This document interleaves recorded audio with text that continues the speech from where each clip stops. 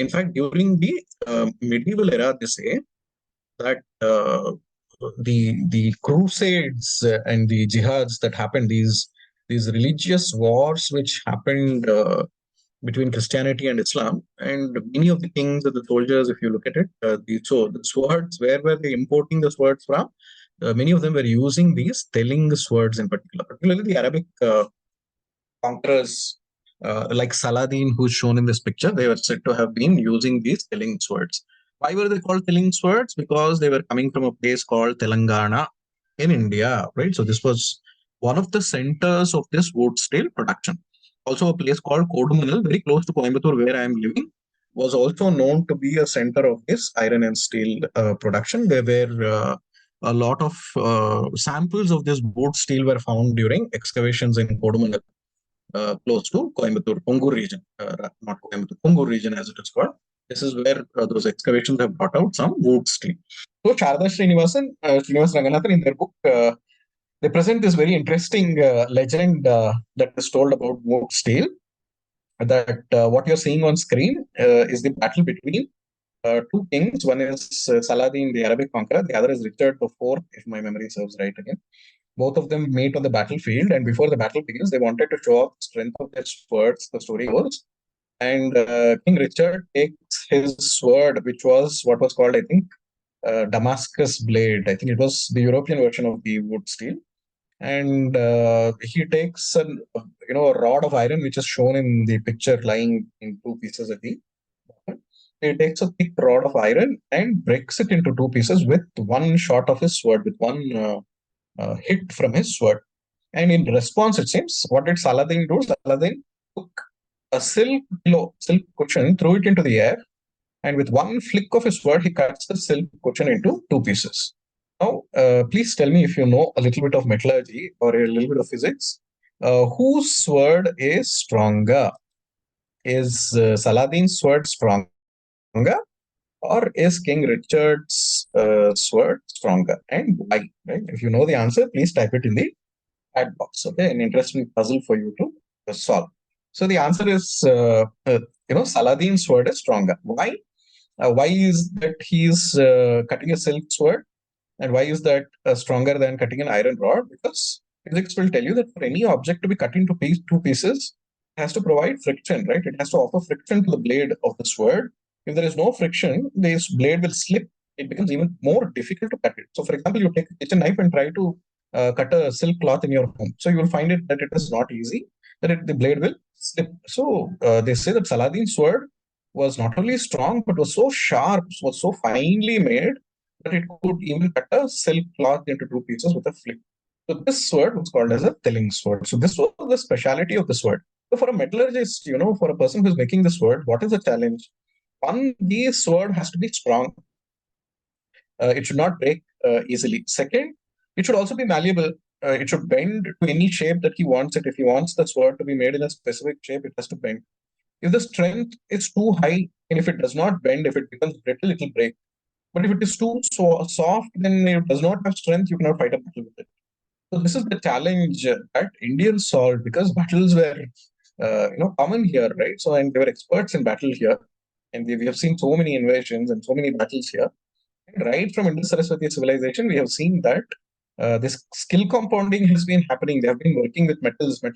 Remember what I told you when we spoke of the lost wax technique?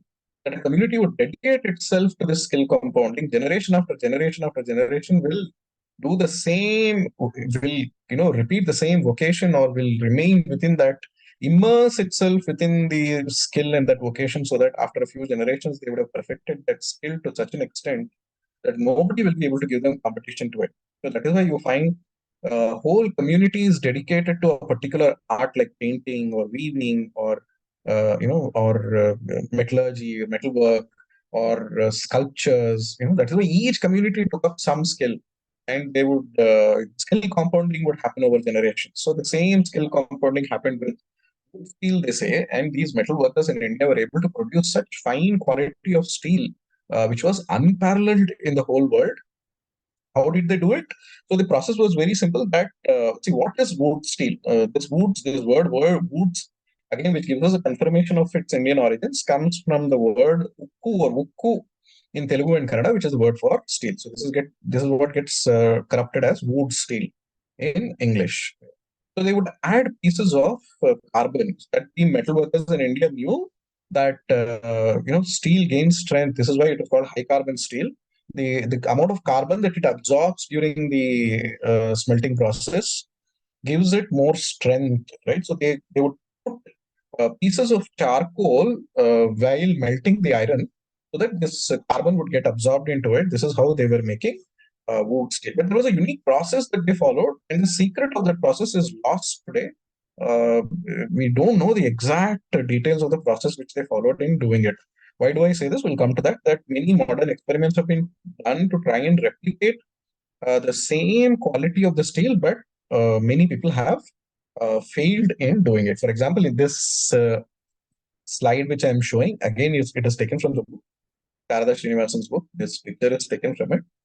That very famous scientist called Michael Faraday, whose name you would have read, I think, in your physics textbook as the man behind electromagnetism, theories of electromagnetism.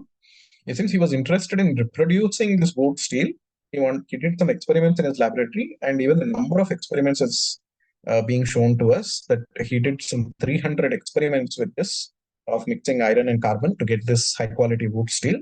And despite this 300 experiments, he did not succeed in producing the same quality or the same workmanship of the steel that he had seen with these telling swords with this wood steel that was being exported from India. This was the quality of the steel that was exported from India. It was recognized by a very unique pattern on the sword. These wood steel. I don't have a picture, I think, of a wood steel, real wood steel sword, where you will see maybe some Chinese swords you will see, where you will recognize this pattern like you will see as though ants are crawling over it. If you look at the sword made of wood steel, you will see that there will be a very distinct pattern as though ants have crawled over the sword when the sword was being made. So this is what they say distinguishes this sword, these telling swords, these wood steel swords. So the pattern possibly would have been formed because of that absorption of the charcoal, the carbon, etc. Some process that we were using. So what happened to this iron and steel export? What happened to these wood steel swords? Again, the same sordid story. Remember the process of digestion that I was saying, that Rajiv Malhotra points out. Systematic destruction took place of these metal workers, of the metal industry, metalworking industry in India, of the metallurgy industry in India during the British period. We have read these stories. Some of these stories have been told in our history textbooks. For example, I'm sure that all of you would have read about how the thumbs of the weavers, silk weavers in India were cut off to prevent them from producing fine quality muslin, cotton, and silk. Right. So even today, Banarasi silk, and there is this legend told that those days the quality of the sari that would be produced would be so fine that it could be folded up and kept in a matchbox. So fine would be the quality of the cloth. So these were not exaggerations. You see, today we have data to show that these artisans had developed such a high level of craftsmanship and skill in their domains that they were able to produce what looked like a miracle to these Westerners who had come to India, colonizers who had come to India, because they had never seen anything like this. And remember that what Britain was trying to do was to take the raw materials from here, take it to places like Lancashire, etc., where these new textile mills, mechanized textile mills were coming up. So the quality of the cloth produced by these machines did not come anywhere close to the quality of the woven fabrics, handlooms from India. And therefore, we know that they systematically eliminated the competition by killing these weavers, cutting off their thumbs, etc. The same sordid story repeats with wood steel also. So there are stories the professors say, of the authors of the book say, that the British took these lathe machines around wherever they found these metal workers in the metalworking factories, where they found that these swords were being manufactured, and they broke these swords through the lathe machines, destroyed them. Many excuses were used. Disarmament, for example, they did not want Indians to have weapons to fight against the British, etc. So this kind of excuses were perhaps used, but they systematically this entire industry was destroyed. Hundreds of these people were thrown out of business, even possibly killed, right? And therefore, we find that this whole marvelous industry of wood, steel, of iron and steel manufacturing declined rapidly during British rule, during colonization, and almost disappeared to the extent that almost today we do not even know the secret of how that wood steel was made. I don't think any modern day metal worker in India is now capable of producing the same quality of the killing sword of wood steel which ancient Indians were capable of producing. Right. One last example. We'll stop and take some question answer. So this is an example that most of you would have heard about. This is the Delhi Iron Pillar. Some of you would have gone to Delhi, seen this iron pillar, and we are all told that it does not rust, that it is resistant to rust. Now, what perhaps the textbooks fail to mention, two things that this textbook failed to mention. So we are told that this is part of the Qutub Minar complex. So what we are not told, that this pillar existed much before this structure called the Qutub Minar came into existence. Second, what we are not told, that this Qutub Minar structure itself perhaps existed before it was called Qutub Minar, in the sense that it is an open secret today known to us that there were about 27 Jain and Hindu temples in this area, in this structure, where the structure, the Qutub Minar complex stands there. And then these 27 Hindu Jain temples were demolished systematically, and then this whole Qutub Minar complex had been built over it. And they had found this pillar standing there. Fortunately, luckily, they did not destroy the pillar and it stands there. Now, it is also an open secret known to us that this pillar has been standing at least for 800 years, since the Gupta period.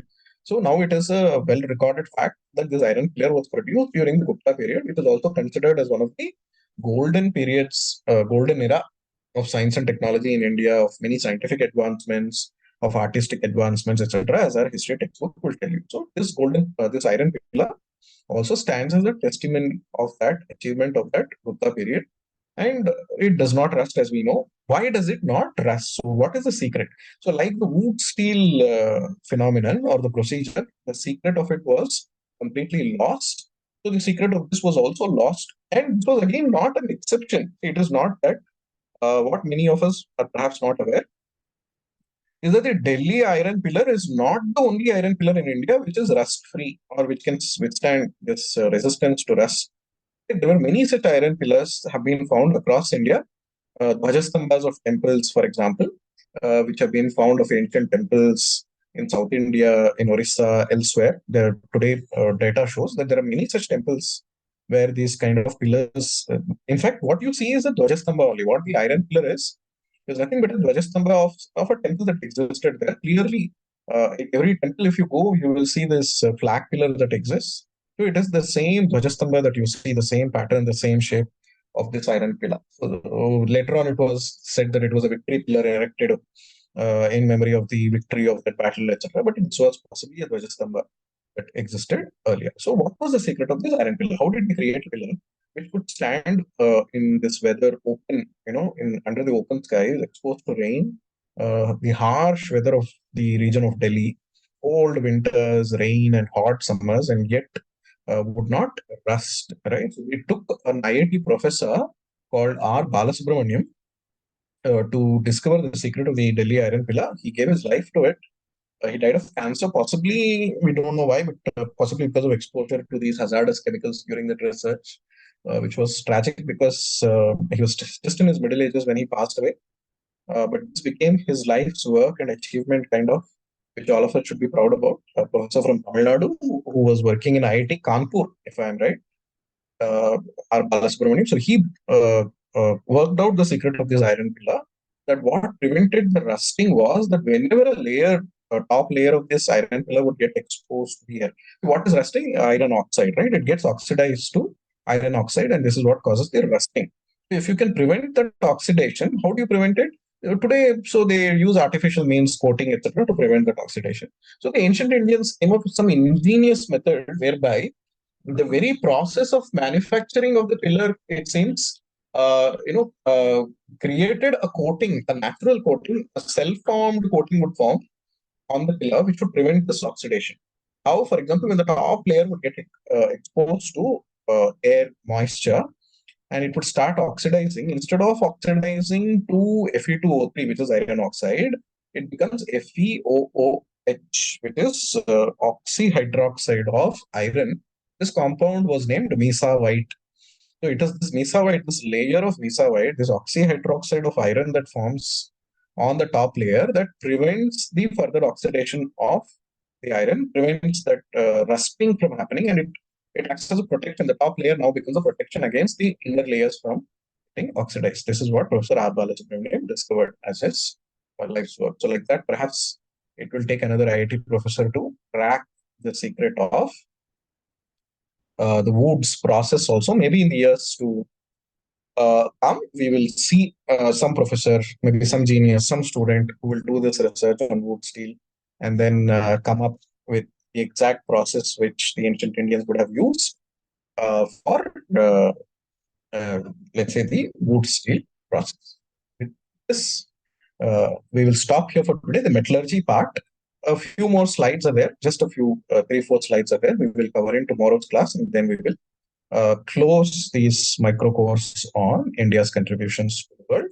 I do not want to overload you, with too much of information in a single class. So I'm just reserving some part of it which can be covered a little more slowly, more gradually, so that you can digest this information, absorb it better, and analyze it better, so that we can also have some time for interaction. So I will close my talk here for the day, and I'm opening the session for question answers. Free to ask. Subramaniam says Professor Balasubramanian was 1 year senior to me during my BTech. Okay. Apart from scientist, he was also a great, extraordinary. Sir, thank you for sharing.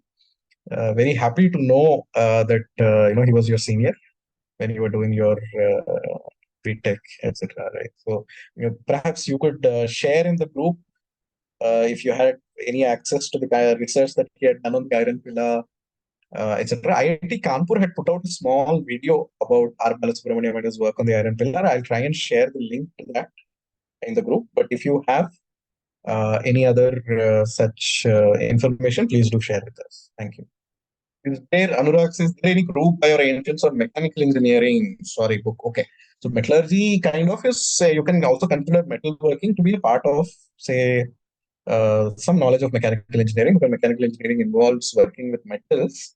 But yes, I think in science and technology in 18th century India, Dharampal does go into certain, knowledge of mechanical engineering concepts that existed during that. Right. So I don't remember the details. It's been many years since I read the book. But since you're asking about it, shipbuilding, yes.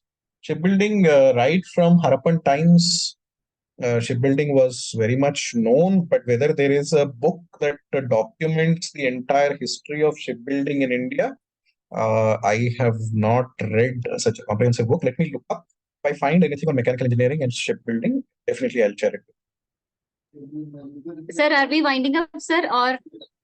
Yeah, I'm done. Shruti, if there are any other questions, we can give a few minutes anyone for has questions. any questions, please.